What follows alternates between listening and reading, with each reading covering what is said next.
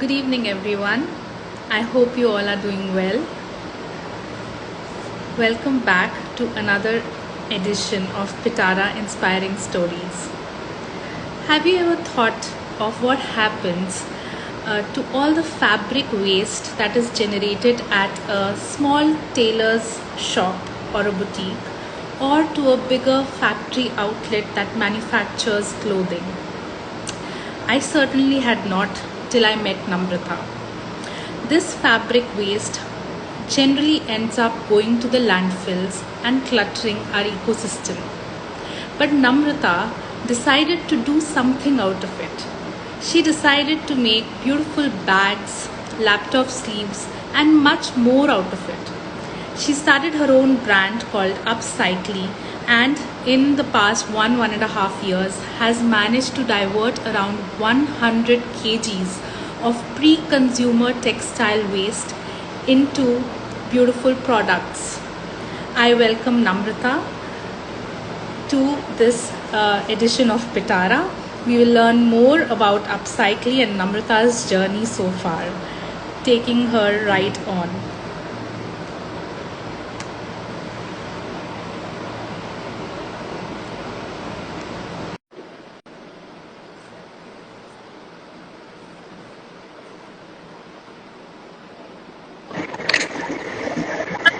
Hi, Surbi.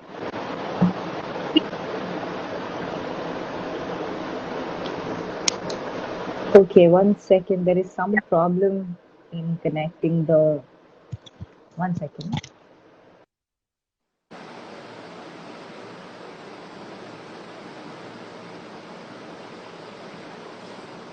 Yes, I am able to hear you now. There is a Um, background noise coming. Okay. It could be the fan. 1 second. yeah, we'll have to. Yes. Is it better now? Yes, yes. Now I can hear. So hi, Sure. welcome to Pitara, Namrata. It's Thank you so so much. Thank you having so you. much for having me Yeah, because yeah, it was wonderful, wonderful connecting with you, after knowing what your brand does. And I just had to share Upcyclie's story and your story on Pitara. Thank you so thank you much so much. on the Thanks so much for this, Surbi. I've been following Pitara for the past 5 editions, whatever you've been doing. Really inspiring stuff, women have been up to. And I'm really happy that you've taken up this initiative to bring out women's stories, women entrepreneur stories in the first place, out into the world, irrespective of which kind of business they are in. I mean, you make jewelry and you sell beautiful stuff, and in spite of that, you have kind of, you are inviting people from all walks of life. It's a very beautiful thing. Please continue doing this. Thank Thank you you so so much. Thanks. Thanks. So Namrata, let's move with today's edition, and I'm sure everyone, just like me, wants to know that why you did not do any course in merchandising, like you said. You were a marketing expert. So how did upcycling happen? How did you think of starting a venture?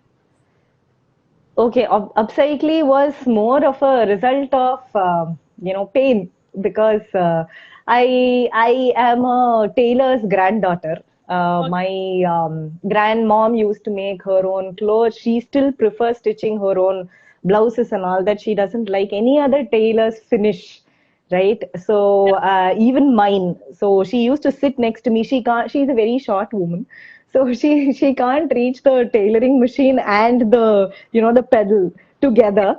So and machines are usually like this tall, right? And when I was helping her out this time, we were altering her nightgowns, right? And I saw strips and strips of fabric.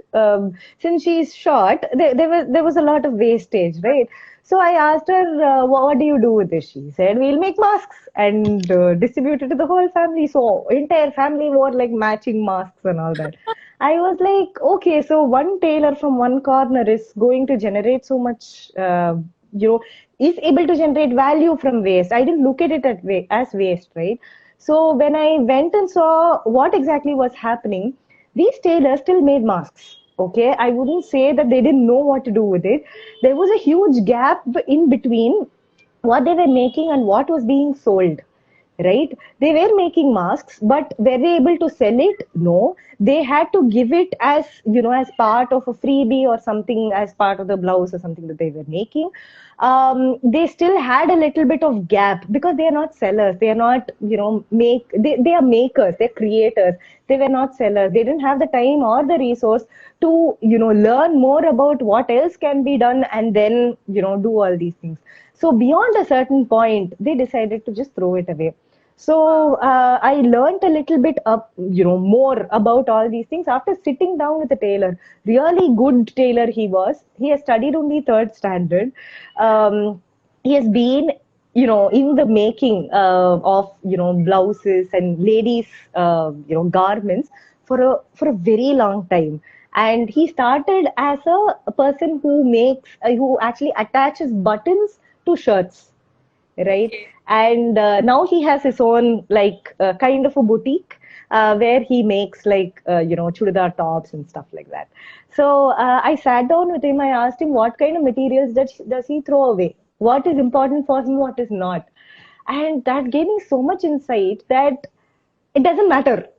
He was throwing everything out anyway, right? So that was like, okay, so can we do something about it? I went back and I read a little bit more about fabric waste, how much of it is getting generated in the first place, how much of it is getting dumped in the landfills and all that. As I dug up more and more, I realized the number isn't small. It is in tons, and it is happening every single day. And I thought I should do my part at least, right? So I contacted local tailors. I said, do not throw it away. Whenever I gave them a specific bag in which they can throw all their waste and keep, I told them, give it to me. I will come and collect it every Saturday, every Sunday, whenever, right? Whenever the bag is full, give me a call. I'll come and collect it. So that's how Upcyclie started. And then I started sorting it. I realized, okay, I cannot do all of this alone. I got help from local communities, women who wanted work, who actually approached my mom for like domestic work and all that, who were a little bit good at designs and at least knew what exactly can be done from fabric pieces as such. So if we were going to train them a little better, they will be able to go to one particular level where they'll be able to make something out of their free time. And that was Yeah. when their husbands had lost their jobs during the pandemic, right? And they were like, yes, this is this is not waste according to us. It was more of, I would say, upcycling is more of all these guys' baby. It's not just mine. It's not just my idea. Without the akkas, without the support of akkas, upcycling is not where it is. Because they didn't blink an eye when I said, see, we are going to be dealing with waste. Are you okay with that? First thing that they said was, where is all this going? This is going to affect my children, right? I am leaving a better world for my children, and I am getting paid for this as well. Who will get this chance? All this was of course said in Tamil, but yeah, I was like, thank you. This is exactly what I wanted. And these women are not like super educated and all that. Very normal women from very some of them are from very difficult backgrounds. Some of them I had to go talk to their mother-in-laws and husbands to convince, but then yeah, that also went smooth. So I was actually going to ask you how you really, how did you manage to convince the people that you're working with? Family, Yeah, yeah. work with the kind. I mean, is it easy to explain the concept to them? Were they open to the idea? And since you mentioned that they were from a very humble background, so were they really understand the concept behind It was initially it was a little difficult. See, I am not a designer, right? I don't even I know tailoring because my grandmom taught me, right? yeah, I made my own clothes and all that, but that's that. I'm not a professional, right? So whatever I knew, I taught them, right? From tailoring, small stuff. I still don't know a lot of these handmade like flowers and all that people make. I still don't know all those things, right? So I'm still learning. So whatever I learn, immediately go and teach them, right? The best part was these ladies were, eager to learn. They realized that whatever they were doing actually had meaning more than the money. The best part was the confidence improved. It was like their lives all of a sudden had meaning. Their lives all of a sudden, they were like, yes, I am also earning a portion of it which is able to help in supporting, my husband, my family, which was a huge deal for them. It was a confidence booster more than anything. So when you do something, you need to get, you need to get output in some way or the other, right? So when Upcyclie started, I didn't know what it was going to become. Am I going to sell bags? Am I going to sell clothing? What exactly am I going to make from all these things? I didn't know. Yes. So while I was going through that process, these women were the ones who came back and said, they proved that it's the confidence at the end of the day that I'm actually boosting for them. It is not, at the end of the day, sales or, whatever products that I'm making. It's actually giving them, some kind of meaning. So today, when these akkas meet me on the road or something like that, they're like, hey, this is the girl I work with, right? Right. So yeah, so it's like they never used to have such conversations. Now they have like intellectually stimulating conversations about, hey, from this we can make this, do you know, and all that. So I started sharing YouTube videos. I had to, like, some of them didn't have smartphones and all that. Certain training had to happen over, online, because I was in Bangalore and they were in Chennai.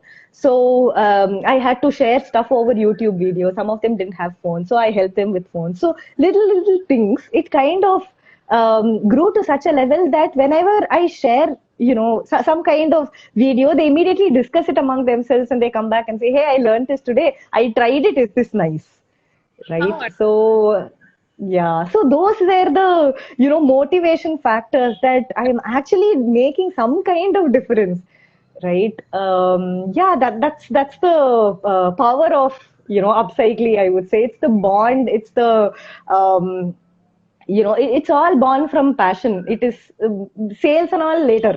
Now it is, I'm able to empower women. I'm able to teach, how exactly can they convert waste wherever they see, fabric waste at least wherever they see, into something meaningful a little bit.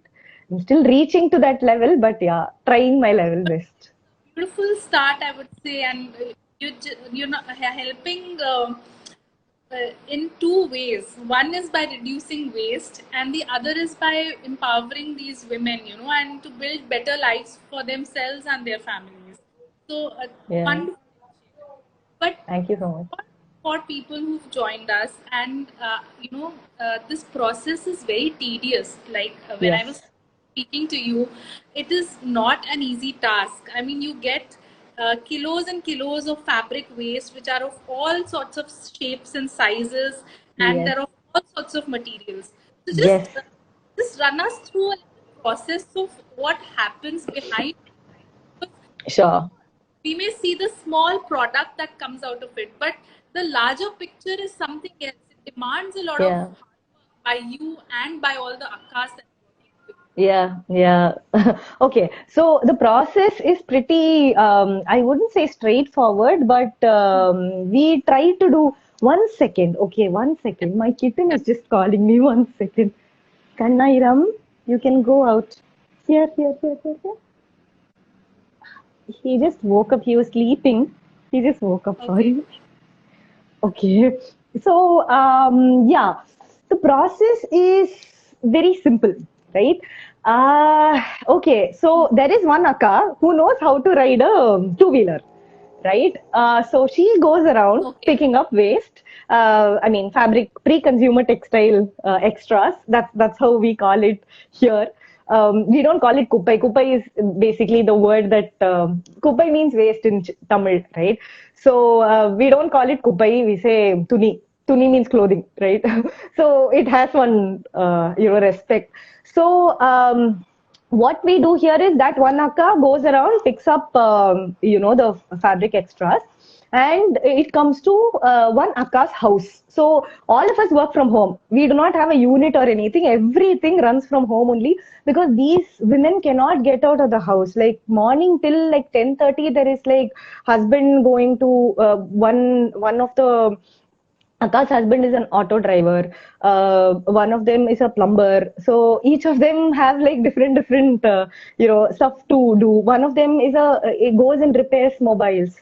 For a living. So each of them have like their own timetable to stick to. So they said we cannot step out of the house. Please don't even think of setting up a unit or anything. We won't be able to come. So I was like, you have a machine at home, and let's make do with that only, right? So.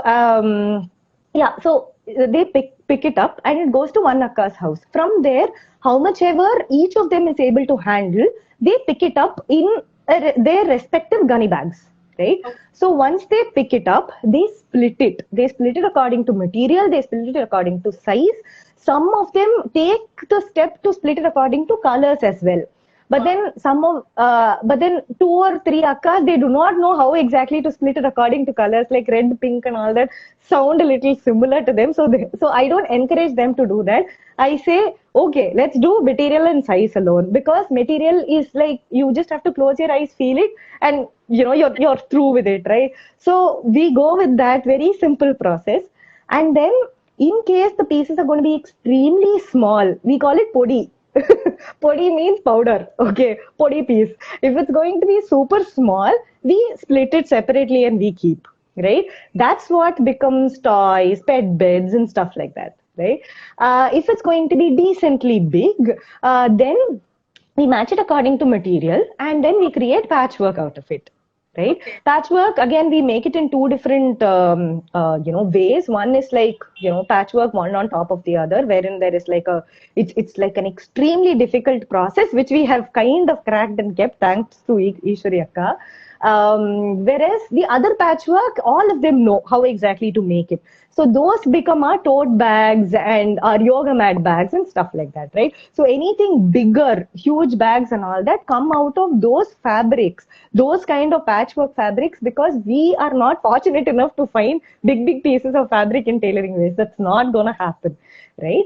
And the bigger pieces, there are bigger pieces that we still get, which I'm a bag maker myself, so which I take and I make certain products that are like constantly running across wherever I'm present in all the sustainable websites and all that. I use them as is, so there is unnecessarily no cutting required. We just take it and we use it, so that this entire process is zero waste.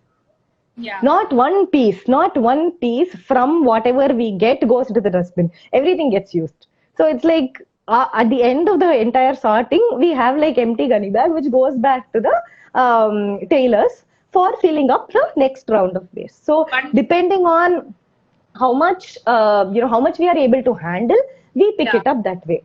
So sometimes what happens is we get calls. I mean, for instance, one and a half months ago, I received a call from Hyderabad saying, we are putting in money and we'll send off whatever waste we have over to you. Please do not throw them away. I was like, it is a prank call. Who is going to send me waste? That too, putting their own money, it's not going to happen. One month, there was no bar address, nothing was there. All of a sudden, I received 2 dabbas. It was around 60 kgs of tailoring waste. Beautiful pieces. I showed it to a designer. She was like, you have to be like extremely fortunate to receive this. Only issue was most of them were solid and I don't know what to do with the solid pieces. So I'm actually getting help from, experts, upcycling experts to, process them separately. I've sorted them properly and kept. But sometimes these surprises also come and go. Another one incident was a musician friend of mine called and said, "Hey, I've been receiving a lot of these salvais. I don't know what to call it in English. It's like the brocade stuff that you usually show as a respect. You cover it on the top of, you basically give it to the person who performs very well and all that. It's a kind of a thank you." Yeah, and basically you can't do anything with it. You can just use it as a decorative piece somewhere, but that also is not you basically can't do anything much with it, right? So he was like, Smaller yes, stole. it's not even a stole. You wear it, it's gonna like irritate you in the neck and all that. It's kind of a normal material and all. Right. So they were like, so he was like, why don't you take it? I was like, okay, I'll take. So the moment people say waste, I'm like, okay, give it to me, I'll have. Oh, Yeah, nice. I'm a little greedy sometimes. But that's a very good greed, I would say. So, what all products are you making right now? Currently, I have made quite a bit and kept. I've still not like shot pictures of them and all that. So marketing is pending. So from those, those pieces that I've received from that musician friend and all that, I have made clutch bags and I've also made sling bags and all that because those were all big, big pieces and I couldn't like just cut it and make kuti kuti pouches out of them. So whenever I receive brocade smaller pieces, I make kuti pouches which are very useful during the Kolu Navaratri period. I don't know if you are familiar with that. It's during the October, September, October near Dashara, Hmm. right, where we invite people home and they work very well as return gifts, Yeah. right? So I make those things and I give out. Okay. um I Coin pouch. don't. Coin pouches, yes, yes, yes. And the one thing that I'm very proud of is my samosas, right? The Okay. kuti samosas that I make, those are basically earphone pouches. Those are the first, ones that I actually made and experimented with. So those are still, running. Apart from that, I have Kindle sleeves, which sell very regularly because, I am really proud of the finish that I have cracked and Hmm. that tech sleeves is something that I'm very close to because along with the kuti pouches, the kuti samosas, what I made was I have never bought my own laptop sleeve till now. I made it myself. Yeah, so that is something that's very close to my heart. So I continue making them as well. So yeah, tech sleeves are my core product as such. Apart from that, I keep making like these small things as well. I experimented with scrunchies, but then I don't know, I wasn't very I the problem is I make scrunchies and I use them. There is no selling only. So my husband also was like, what's the point? You're anyway not going to click pictures and put. You might as well like make it for yourself and use. So yeah. Oh, nice. Wonderful. So, what are some of the core values behind us? Values behind Upcyclie. Okay. Sounds like a very corporate question. I've been in, yeah, 9.5 years of corporate life. Uh, okay. Yeah, core values is one thing. Everything done by women, Hmm. right? Right from picking up the waste till the finished product. I understand Bade Bhaiya is still in the picture. He is the one who makes our Kindle sleeves and all that. Mainly because I couldn't find anybody to train the akkas to do that. I'll soon be doing that as well. But then yeah, he was a someone who came and helped me out at a very important stage of Upcycling itself. So one is it is for women and by women, One. right? That is one. Second core value: packaging will never have plastic. It'll be I once told one of the partners that even my tag is compostable because the tag is made of seed paper and it has got marigold seeds. So that and my twine that I use to tie it is made of coir. So even that. So I think through every single piece of this entire process. And in case I am forced to use some kind of reinforcement which has a certain portion of plastic, it will not be a new one. New one in the sense it would have been part of some which Some other packaging, and then we lost your voice. Uh, can you talk? where exactly. Yeah. Ask. Okay. Yes, yes, I am back. So even if I had to use, so for instance, bags have a certain, kind of reinforcement that you're supposed to use. You can't escape. Otherwise, you will not be able to finish the bag, right? So in case there is a little bit of plastic or some kind of material, which is closer to plastic, which needs to be used, it will not be a new one that I go and pay money, procure and use. It would be part of something else. I'll give you a very small example.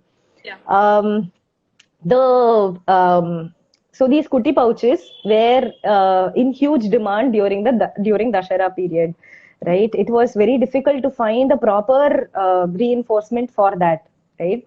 And coin pouches are usually like soft, and people are used to the softness of that particular finish. And when I checked, the only thing that I got to know was there is no other go but to use a cushion, right? Okay. And that cushion, I wasn't very sure whether it was plastic, non-plastic, and all that.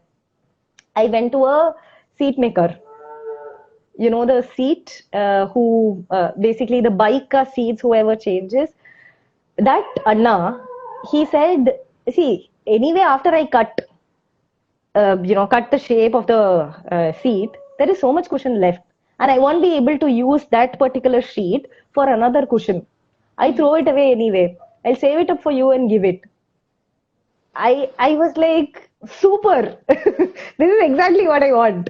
So these little things, these are efforts that I have taken to not include something that is required, because that's the justice that you're doing to the product. But at the same time, you can still procure it, which would be part of somebody else's waste, right? Which is anyway going to landfills. You pick that up and use it here. At least you are delaying the damage, right?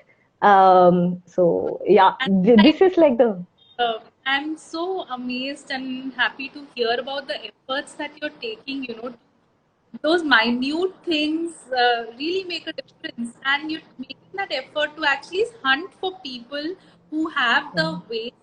I mean, it would be wrong to call it waste, like you said in the beginning, but yeah. for somebody's waste is something that you need, and you bringing it all together, and the effort that is needed for that, the ideas that are needed for all those things. I'm so amazed and happy to listen to you. It's Thanks so much. I mean, this is the first time I'm saying all this out loud, like to and someone. I've never shared all these things. so, I mean, it's unbelievable. Those small coin pouches, and who's buying it or gets it as a gift would have even thought that this small thing has gotten so much of thought behind it. So, Yeah. it's remarkable, and people should know the story behind those small coin pouches also. Yeah, soon, yeah. You called me marketing professional and all. I am no professional. I've forgotten marketing after I got into Upcyclie. No, no. So tell me something, like you've already, I mean, you've been sharing how your experience and the challenges that you've been facing, of course, in procuring these products now, and how to make them zero waste, not the kind of plastic that maybe is required. But what other challenges do you face in this entrepreneurial journey of yours? Lot What are of some? them actually. Yeah, Some of them is basically customization, right? yeah, I want blue color bag only. You can't decide what color is going to come out of that gunny bag. It is completely left to the element of surprise, right? Is the one that is my advantage and my disadvantage as well, right? Um, so when I say unique, every single piece of mine cannot be replicated absolutely. ever in the world, right? Yes. So when I say that, I am so proud, but deep down I'm like, how am I going to sell this? Where am I going to put it? I put it in one site. I receive order in one site, and that same order comes from another website or my own. I am screwed. Yeah. How am I going to go tell those two people that, listen, this person booked it 1 minute ago. You two are like 2 minutes late. I'll have to give you something else. I can't do it. So how am I going to crack marketing there? I don't know. So I still haven't figured out all those pieces yet. But yeah, that is one challenge. The entire go-to market Hmm. has been a little, difficult. But at the same time, people respect that as well.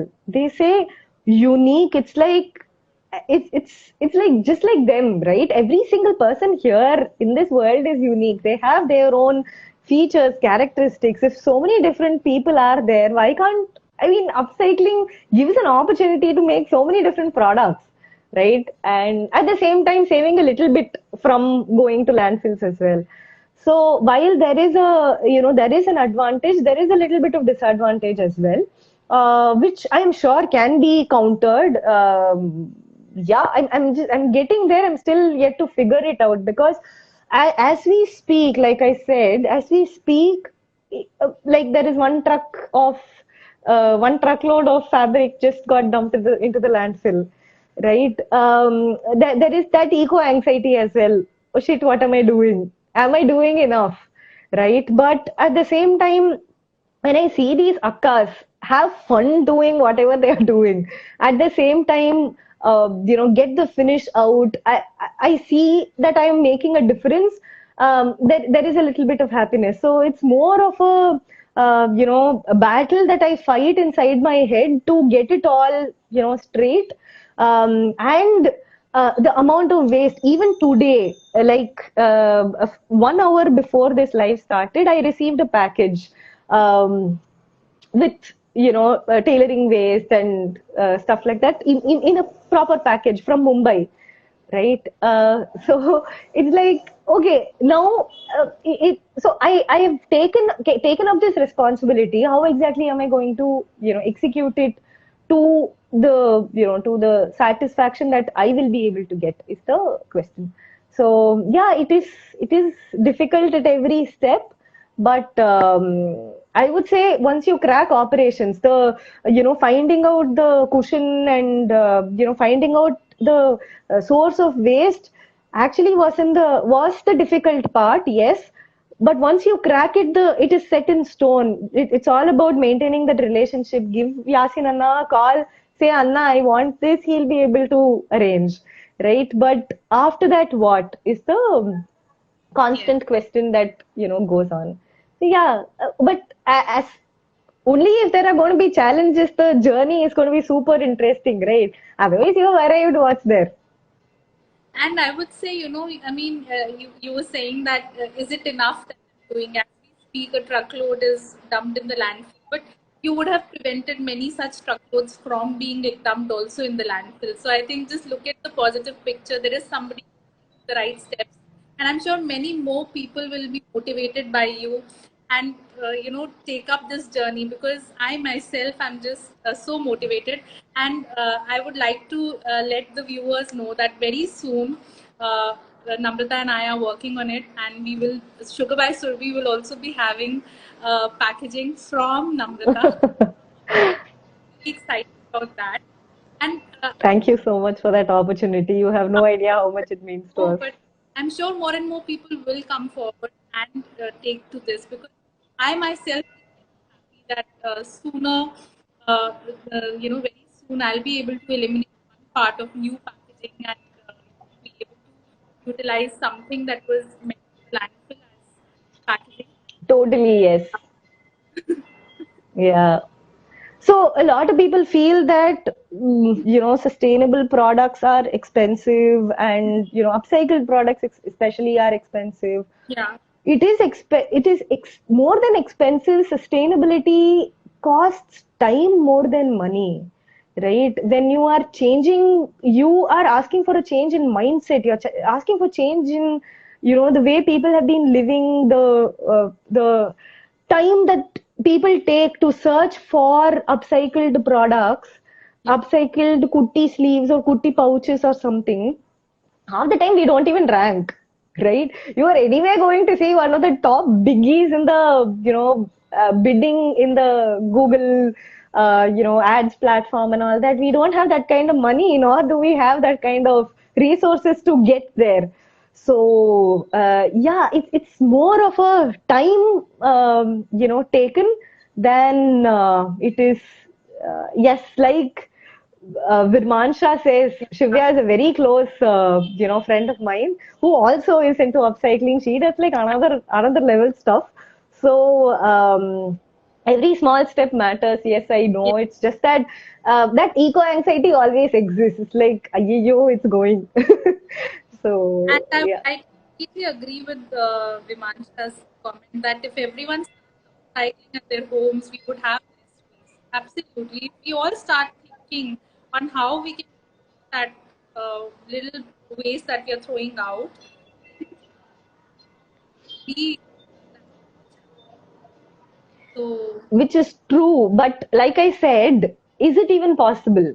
You are a very, you're a working mother. You have so many things to take care of. Do you have the time? We are not, we are, so sustainability is not fighting for money here. Sustainability is fighting for time, which is the most, expensive, precious thing right now. yes, So, yeah, I hope we are able to crack it soon. Yeah. we will. When more people join forces, it will. So, so about the challenges, and in part, talk about what gives you joy, what gives you what what is that inspired in your journey?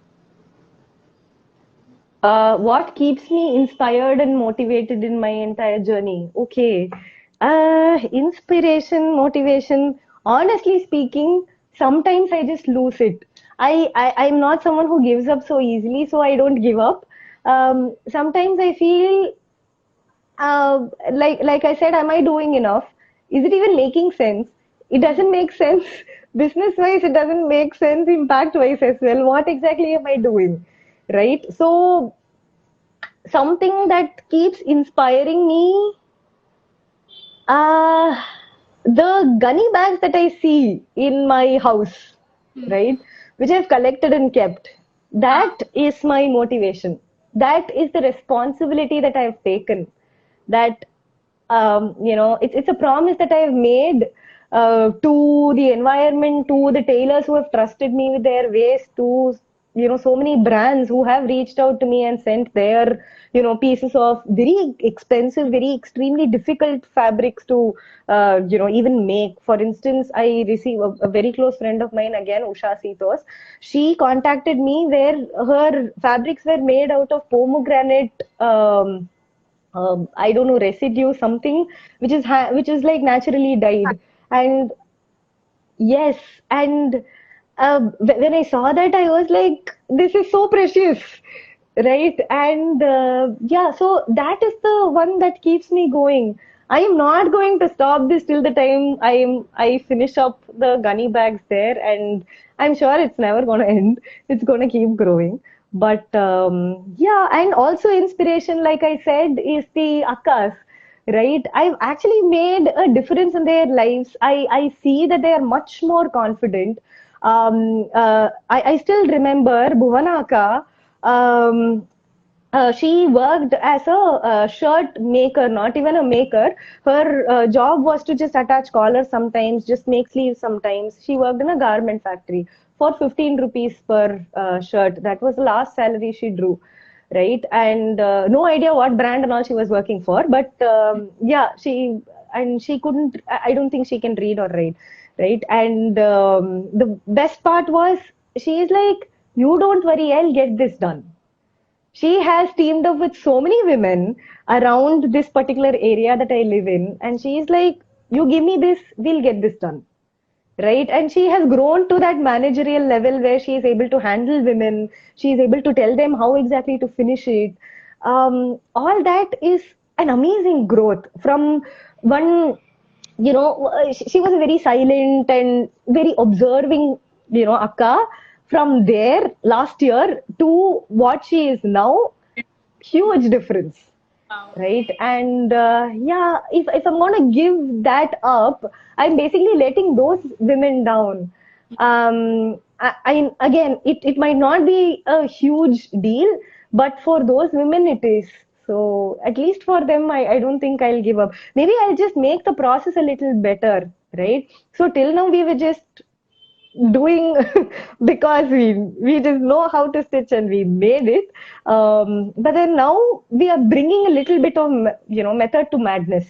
Yeah, soon there will be products which will have, I mean, which will have a little more color coordination, which will have a little more design element, which will look aesthetically pleasing and all that. So yeah, we will get there soon. Yeah. So that And that yeah, was, that's my inspiration. yeah. So that was also the last point that you mentioned was also going to be my next question. That what are the future plans for Upcyclie? How do you look forward? Okay, Upcyclie, what I have observed was that there have been so many cases where people have approached Upcyclie and asked us to make a few things which other brands were actually doing a very good job of, right? And by other brands, I mean people who are in a very similar space who are diverting, fabric waste from landfills, same mindset, same everything, right? And Upcyclie will soon, I mean, I want to take Upcyclie in a very community way, right? And I have seen people come to me and ask, okay, what do you think is the first step towards sustainability? How can I become more sustainable, right? It's like just because you replace your well functioning plastic toothbrush with bamboo toothbrush, you don't become sustainable, right? It is a process and it is time consuming, and it is awareness. There is no sustainability without awareness. If you're going to just wake up in the morning, just go, there is no, you have to be in there to even get it done. So is there a way to find out, is there a way to bring all this together? Is there a way to answer people's questions? I am extremely busy. I do not have time for sustainability, is what people have told me. Um, it, can we make it a little easier? Can we make it, accessible to them? Yes. Not in terms of one, in terms of supply chain. I was once asked, I want to buy bamboo toothbrush for my son, okay, who is 4 years old. Is it available in the Kirana store? Okay, the Yeah. brush that he has been using is broken. I want to buy bamboo toothbrush. I want to take up sustainability. Is it available? So the major problem here is distribution. Yes. Now, if I'm going to order, it's going to take 3 days. So 3 days will my son not brush his teeth. Not going to happen, right? So I understand we do not have the supply chain or that kind of distribution network like the biggies, but we can still do something, right? And what is that thing is something that I want to figure out and start doing. So yeah, Upcyclie will move towards more of a community driven, finding answers kind of way. At the same time, also telling people, basically living by example that yes, this is possible, and this is made from waste, and this is unique, right? So I know I'm taking way too many things on my plate, but yeah, one at a time. And I'm sure you get there with all these beautiful thoughts and the correct, the mindset of the right listening approach. You will definitely get there very soon. Thanks Uh, so much, Surbi. so, but like you mentioned about supply chain, so where can people find upcycling products? How do they know about it? And what They kind can find it. of offer? Oh, yeah, yeah. So, Upcyclie products are available on upcyclie.com. I'm also present in every sustainable platform that you can think of. I partnered with all of them. I've also listed my products on all of them. All of them are available at the same rates throughout. So, mention Yeah, I mean, go that, ahead. like, mention quickly one of those For sustainable sure, I practices. am present on Brown Living. I'm present on Sustain Cart. I'm also there on Craft, TZ, Gharo Bar, um, huge list. Happy, Healthy, Organic Hub. Yeah, I still don't have a very strong offline presence. But yeah, soon I'll get there as well. Right, right. So, guys, Upcyclie has a website and it's also present on all the major sustainable platforms, marketplaces. So, do go there and order your upcycled products from Namrutha. And I'm sure that will bring a big smile on their Aka's faces also. So Yes. it's really a cause to be associated with, I feel. So, Namrata, it has been so wonderful chatting with you. And I'm sure with the kind of feedback I'm seeing, okay, there's a question somebody's asked you, uh, partners in climb. Uh, they say, any thoughts on solutions for making upcycling scalable? If I had known that, I would have done that. No. No. So upcycling scalable is going to be very difficult job because the process before you start making something is the elephant in the room. First, fix that. Yes. Once you crack the process, you can easily scale it, right? And it also depends, and it is very labor intensive.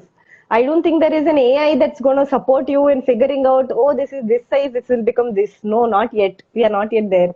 So it is time consuming right now. We need to collect a lot of data about what kind of material is getting dumped maximum, what sizes of fabric are getting dumped maximum. Do we have the resources to even collect that data? Yeah, all that is there. So scalability is a question which all of us, doing upcycling at different places. For instance, mostly upcycled is part of this, live right now.